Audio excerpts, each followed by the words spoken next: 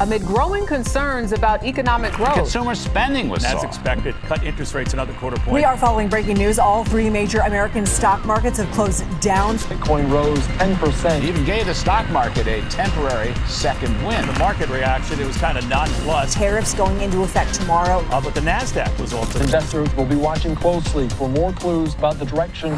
It's time to tune out the noise and tune in to great information with A Steward's View. Expect valuable economic updates, investing techniques, and planning concepts that move you to be wise and decide well. You'll be equipped and encouraged in a stewardship mindset, managing God's resources 1 week at a time. You can listen to this podcast and previous episodes at astewardsview.com.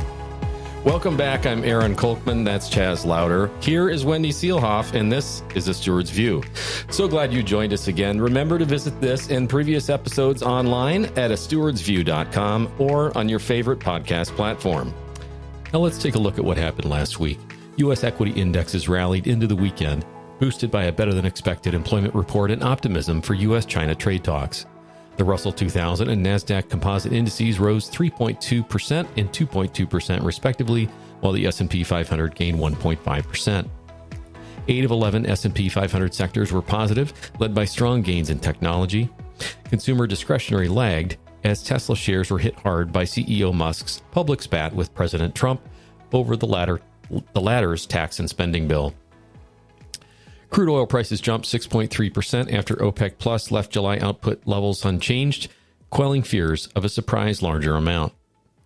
Gold futures spiked early in the week after the White House announced additional tariffs on steel and aluminum, but the precious metal then drifted down, finishing higher by just 0.7%. U.S. Treasury yields rose after the non-farm payrolls report on Friday. May's total of 139,000 jobs added did beat expectations, and the unemployment rate held steady at 4.2%. Weekly unemployment claims rose to their highest point in 8 months. And the Federal Reserve seems likely to keep rate cuts on hold until at least September, recognizing ongoing wage growth and a labor force that's shrinking due to immigration restrictions. In other economic data, U.S. services sector activity contracted last month, with the ISM PMI survey reading falling unexpectedly. Respondents cited planning struggles due to tariff uncertainty, which was reflected in a dip in new orders and a surge in prices paid. The manufacturing ISM PMI edged down to a 6-month low as suppliers took longer to deliver raw materials due to trade issues. Overseas, the European Central Bank cut rates by 0.25% to 2% as inflation eased to 1.9% year over year in May. The ECB provided little guidance as to their next move. The Bank of Canada, meanwhile, opted to hold rates steady at 2.75% and wait for more developments on U.S. trade policy. In China, the disproportionate effects of tariffs on small and mid-sized companies was evident in the PMI surveys, which revealed slumping export orders in May. China's restrictions on exports of rare earth metals and magnets were already being felt as several European car part manufacturers halted production. So it was a big week last week for investors. This is a different week ahead. We'll cover the week that we're going into right towards the end of the program as we normally do. But for right now, let's get going. This week on A Steward's View, I'm so excited to introduce a special guest that's been on our docket for quite a while. So we're going to talk in the first segment and the second segment about stewarding your home. Is it a refuge? Is it an investment? Is it both? Hear from real estate expert Wendy Seelhoff in both segments. So let me first introduce Wendy. Wendy, welcome. Thank you. Glad to be here. And, Wendy, I'm just going to do the short version of what I have in front of me. You're the co-owner of Dwellings Real Estate at Keller Williams Lake Minnetonka Brokerage, yes? Right. Okay. And I know your passion for helping people. Your dad founded this particular real estate group. And let's see, this is based in something 32:18. Oh, it's based on a verse from Isaiah 32:18 that says, "My people will live safely in shelters and quietly at home. They will be at rest." And my dad really believed that every person is entitled to have that sort of space. Mm-hmm. And we treet them all like family. Awesome. And so, yeah, Wendy does treat clients like family also, and believes that same mission that her dad had when he started Dwellings. How many years ago? 2004, so 21. Okay. And so Wendy's been leading this team and at the same brokerage for 10 years. She brings a background in interior design and staging to her real estate talents. And when she's not selling real estate, Wendy is the co-director of the women's ministry at Westgate Church. She's a small group leader and active in that prayer ministry. She's married, has 2 children and a granddaughter and a dog named Marcy or Macy. Yeah. Sorry. Okay. So you can find Wendy at dwellingsrealty.com. That's dwellings, DWELLINGS realty.com. And again, Wendy, welcome. Thank you. Glad to be here. So this is the fun part for me where I get to ask questions and then listen. I'm curious about a number of things, but I know that the purpose, at least this first segment, is to put together the place that real estate has in the financial picture of a family or a household, right? And then how it functions in that financial picture. Okay. So could you talk about those things a little bit? Yep. Happy to. So real estate is one of those assets that is a long-term asset. It generally increases at a rate of about 4 to 5% a year. But beyond that, it's where we live. It's where we raise our families, where we often is the seat of our ministry, whether that's in our neighborhood or gathering people together. So it holds a larger place. And I love your perspective of stewardship in all things. And so how we steward our real estate assets and our home is a significant piece of most people's lives. And so, when I think about a balance sheet, and this isn't something that we talked about this morning, right? So I'm just going to warn you, okay, a little bit of a zinger here maybe. But when we talk about a balance sheet, right, that and I'll bypass all the different pieces, but it could be, what you own and what you owe, right? That's the short version. Real estate is on there as something that is owned or at least titled for the people that are managing that asset for the good Lord, for God. Yep. So when you, Wendy, advise people on how that piece of the balance sheet functions, now we're talking about an investment, aren't we? Or an asset, at least, that has some growth potential. Exactly. So how does that asset function in the financial life of a family other than as a refuge? Because the refuge is the first thing, as you said. Everybody needs shelter. Okay. Bottom line. We all need a place to put our head. Okay. So here's an example. Real estate is a long-term play. It's a slow-growing asset. And the example I shared with you this morning was I bought my first home in 1988 in South Minneapolis, darling little Cape Cod, for about $81,000. And we sold it 5 years later for $117,500. And use that, the equity we had gained and the increase in the market to put down on our next home. That original home I purchased in 1988 sold in 2023 for $437,500. And that's just an example of how real estate, when held and maintained, increases over time. And that's true for anybody.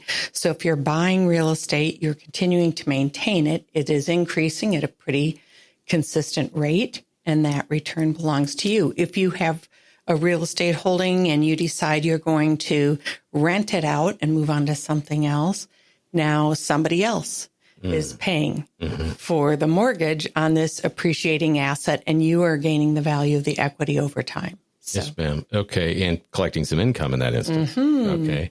So we could have an income producing asset, right? We just covered always the goal. Last week,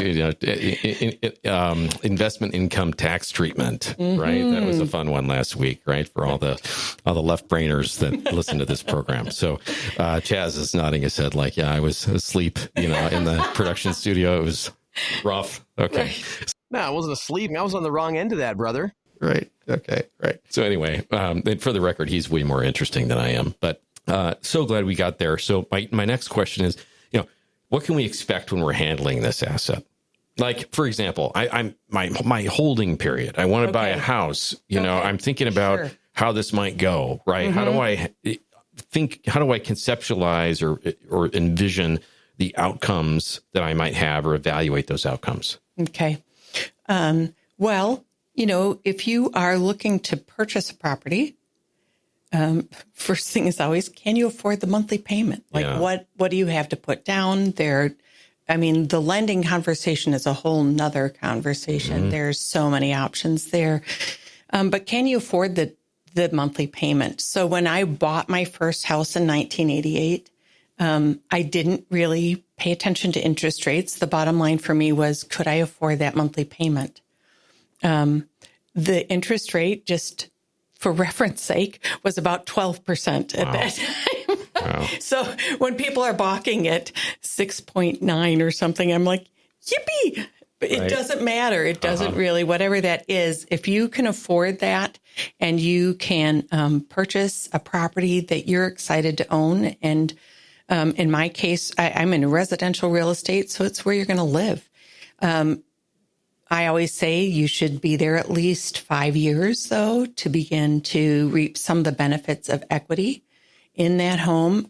If you are a person who has some skills around the house, so to speak, you can make some upgrades yourself and you have some handyman talents. That's an opportunity to increase equity using your own elbow grease, as we used to say. So there's all kinds of opportunities there. And to continue to hold it, the longer you hold it, the more equity and the more benefits. And if you have a good real estate advisor, they're going to be able to tell you what areas that you're looking at are seeing larger growth, because it differs neighborhood to neighborhood, much less city to city or state to state. Real estate is very hyper-local. Hyper-local, interesting. And I know we're going to touch in the second segment on what's going on around us in the real estate marketplace right now, and that would include local and kind of national, if there is such a thing. Yes. Yeah. So with that, I think what we'll do here is take a pause, and we'll come back. And when we're into the second segment, then we'll talk about market trends, a little bit more about interest rates, perhaps. But I'd really like Wendy to touch on supply and demand, as well as any key decision points that you may want to leave with our listeners. So with that, we'll take a break and be right back. More of A Steward's View in just a moment. Investors have stocks, bonds, mutual funds, ETFs, options, futures, real estate, and more. There's one place to look at all of your portfolio. It's called Fusion. Portfolio aggregation. No contract, no hassles. Fidere's portfolio technology gives its users a chance to see all of their assets all the time, wherever they are. The Fusion platform is open for use without a contract and without a hitch. It's based on mean variance optimization and analysis research by Aaron Kolkman. Fidere uses the Fusion platform to optimize assets for its clients. For more information, visit fidereadvice.com and click on Fusion at the top of the page. That's Fidere Advice, FIDERE advice.com. Now back to A Steward's View with your host, Aaron Kolkman. Welcome back. This is A Steward's View. We're in the second segment. We're talking with Wendy Seelhoff from Keller Williams, and she's part of the Dwellings Realty Group. You can find Wendy at dwellingsrealty.com. That's dwellingsrealty.com. Wendy, we talked in the first part of this particular episode about the idea of a home, a residential real estate asset being both a home and an investment. We talked about kind of what that looks like and how it can function in our financial lives. Okay. Right now, I'm wondering if we can't get a little bit more into what's happening around us, right? This is a decision-making program for stewards, right? That's who we're encouraging and supporting. Tell me, if you would, a little bit about what you're seeing right now, locally in particular. You made the comment that this is a hyper-local conversation wherever you are in the U.S. So maybe we leave national out. I don't know. No, I think that we should be talking on a global scale, national scale, not global. Okay, well, we do global here, so feel free. Okay. I was telling Aaron earlier, It's hard to talk about real estate on a national scale. It's like saying the average temperature in the United States is 72 degrees right now. Well, if you're in Minnesota or in Florida, those are very different things. And that's not unlike our real estate market. And within even the Twin Cities area where we are, the downtown condo market is really different than like the new development stuff that's going on out in Chaska that's just getting gobbled up. So those are very different markets. I do track every day the number of homes that are available for purchase. Those are active on the MLS that have no contingencies, no offers accepted on them. So far in 2025, there have only been 5 days in which the inventory in our area, the 7-county metro area around the Twin Cities, has been over 6,000 homes. And that is everything from your studio condo to your massive mansion on Lake Minnetonka. Wow. Yeah. And what do you attribute that to? We continue to have very low supply. That goes way back to when the fallout was from our last crash, and they didn't continue building, and there just has not been enough inventory to keep up with the demand. In the Twin Cities metro area, that 6,000 homes represents about 2 months of inventory. That means if we didn't add any new homes in 2 months, we'd be sold out. So a balanced market where there are enough sellers for everyone who wants to buy a home, that's called a balanced market. That's about 6 months worth of inventory. So a balanced market would look closer to 18,000 to 20,000 homes for our 7-county metro area. Gotcha. So it sounds like we're still low in supply, even though we're up, from a year ago, maybe? Oh, yeah, definitely up a little bit from a year ago, but in our area, not significantly. Now, going back to what we were talking about before, on a national level, we are seeing some changes. So specifically in like Florida and places on the West Coast and in Colorado, we're seeing 5 to 7 months worth of inventory. That is a significant shift. That's what we call a shifting market. They're now shifting into a buyer's market in some places. And while that market is really different from our market, the Minneapolis, St. Paul area tends to be pretty stable. We have some large, stable businesses here. However, we always say we prepare for the market that's coming, not the market we're in. And that means those markets we're seeing on the coasts are coming our direction. And we can expect to see at least a slight shift, which means if you're looking at selling your house, this is a great time. There's still low inventory. Things are lasting a little longer. I think the interest rates have people a little nervous. One of my husband's favorite quotes is that the confused mind says no. And I find that's really true. When people are confused about, what do tariffs mean? What's the economy doing? I don't know about these interest rates. They just hunker up and hold to where they are currently. So I heard a quote there, we're preparing for the market that's coming, not the market that we're in. Exactly. Okay. And I think what you're hinting at, or maybe expressing more loudly than a hint, and that is the coastal trend of buyers, at least pockets of a buyer's market, coming this way. Right. So what you're not saying then, maybe I'll just say it, or you can tell me how you want to phrase it. But maybe if you're going to sell your house, this is the time. Yeah. Yeah. I would say, right now we know there is only 2 months inventory, and a well-prepared home in a good location at the right price is still going in multiple offers. Wow. So that's the market we're in right now. If you're a seller, that's really important to know. We don't know what's coming or how quickly it's coming. A market shift can happen very quickly. We don't know what exactly the impacts of our shifting economy and the tariff talks and things. I have one friend who says there's a lot of people who are tariff-fied. Yeah. And that does impact their comfort in buying or selling and making major transitions. I sure understand. We spent, I think, about 2 months, Chaz, on this first part of this program going over we started March 3rd. And within a week of a Steward's View kicking off this year, we had, what I'll call a restructuring of our economy, our GDP, as Chris Gerber refers to it, and that reordering going on. So we literally went 2 months on just economic and, tariffs are the headline, right? But restructuring the economy and what GDP is and how those things play out and come into the investors' purview.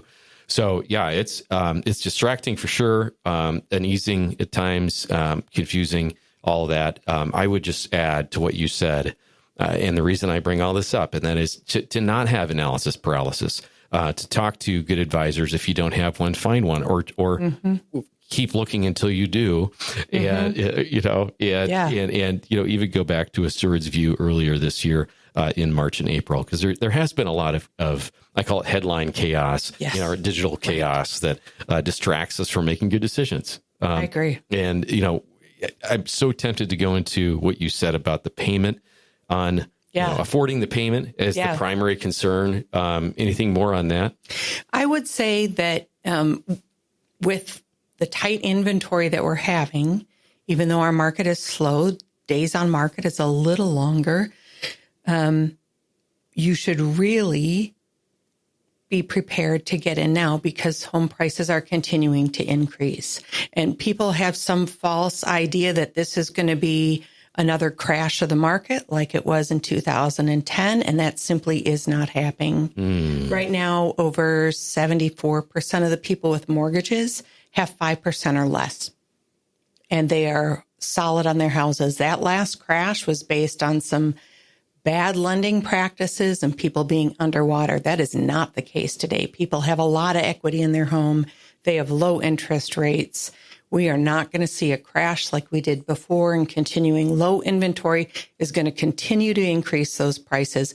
And should interest rates drop significantly, all the people who've been sitting on the sidelines are going to jump back in. Again, we'll be back to these multiple offers, substantially over asking. Any perceived savings you were going to have by that, 1 point drop in your interest rate is going to be completely wiped out by how much more you're going to have to pay to win the right to purchase that property in the market. Interesting. And so there's maybe a follow-up session that we can have sometime to this about planning the purchase, about, we talked about the sell side, right? And the urgency of now in considering selling, but on the buy side and the affordability aspect of it, not getting hung up on interest rates, which are historically low to moderate, as you pointed out earlier, but really thinking about, okay, what are the considerations for buying, right? What are the things I actually need versus what I want? And yes, this affordability, right? I know CFP board has done a lot to clarify. I'm one of my decorations, as my friends call them, is certified financial planner, and the idea that there's a percentage of our income that we can look at in total housing costs, right? In total debt and so on. And so what is that compared to what the mortgage lender might actually offer you? Those are different things, aren't they? Oh, yeah. 100%. So let's maybe have a follow-up where that's concerned. For right now, this has just been a joy to have you with us. We've talked a little bit in this particular segment about supply and demand.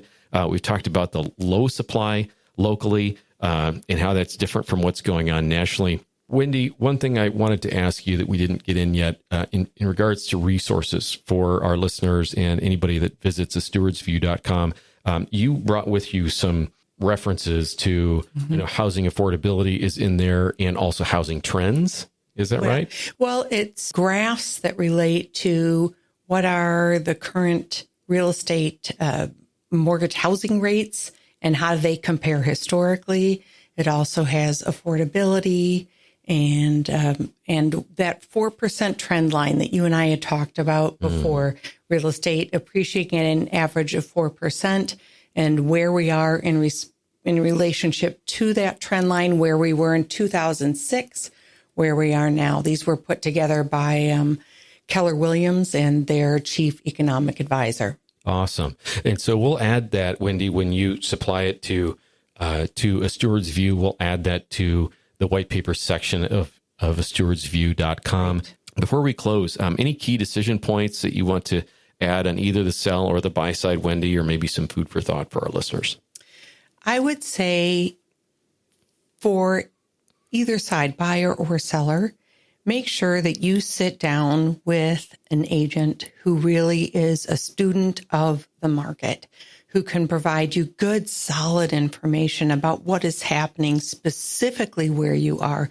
If you're a seller, it is the value of your home who's going to talk honestly about condition and what's happening and give you a real bead on what that market is. And for a buyer to sit down with an agent and talk about what does that whole process look like. This year, I've worked with 2 couples that are engaged and just starting out their life together. They have been willing to live lean lifestyles, not ordering, $25 boutique cocktails and going on big vacations, and saved up a nest egg that is benefiting them as they come to this first purchase and get them in at a young age, starting building wealth through purchasing real estate and allowing that to increase over their lifetime. Awesome. And so back to a refuge and an investment. That's right. Maybe not an either or, maybe a both and. Both and. Okay, great. So, Wendy, it's been such a pleasure to have you. Thank you again for joining us. We've been talking with Wendy Seelhoff from Dwellings Real Estate. That's Dwellings Real Estate. That's part of Keller Williams Lake Minnetonka office in the Twin Cities, Minneapolis, St. Paul. The web address for Wendy, again, is dwellingsrealty.com. Wendy, thank you. Thank you, Aaron, for having me. You got it. Before we wrap up, let's look ahead to next week. A typically quieter week for economic data awaits following the U.S. labor market updates. Investors will likely focus on trade and U.S. fiscal policy developments, along with new inflation data.